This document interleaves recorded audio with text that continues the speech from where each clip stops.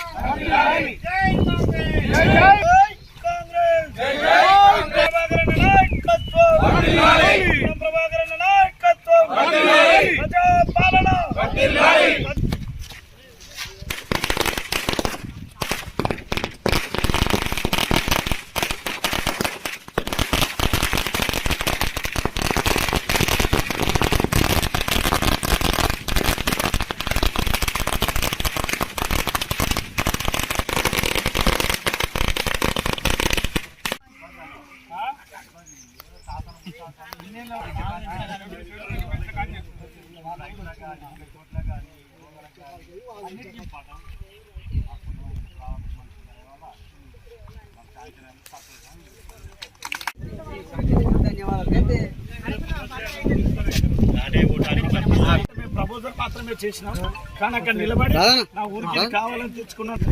అందరి గ్రామాలలో ఉన్నవారు ఊరు కోసం సేవ చేస్తాం. అందరి సంఖ్య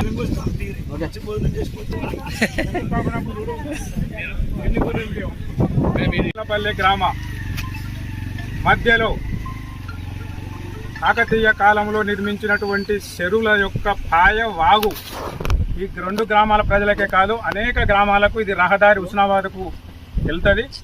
ఇట్టి దాని మీద బ్రిడ్జి నిర్మాణం కొరకు అనేక సందర్భాలలో అనేక ప్రభుత్వాల దృష్టి తీసుకెళ్ళాము, సాధ్యం కాలేదు. ఇప్పుడు మన మంత్రివర్యులు భగీరథుడు చెప్పగానే మా కూచనపల్లి గ్రామానికి, మాలపల్లె గ్రామానికి సంబంధించినటువంటి బీటీ రోడ్డు నిర్మించడం జరిగింది.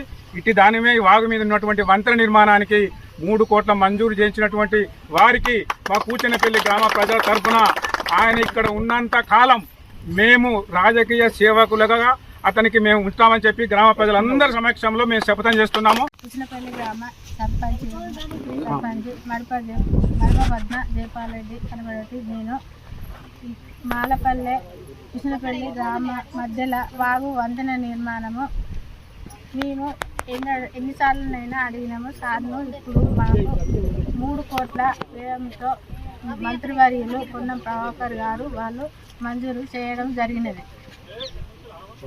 వారికి గ్రామ ప్రజల తరఫున అందరికీ కృతజ్ఞతలు తెలుపుకుంటారు.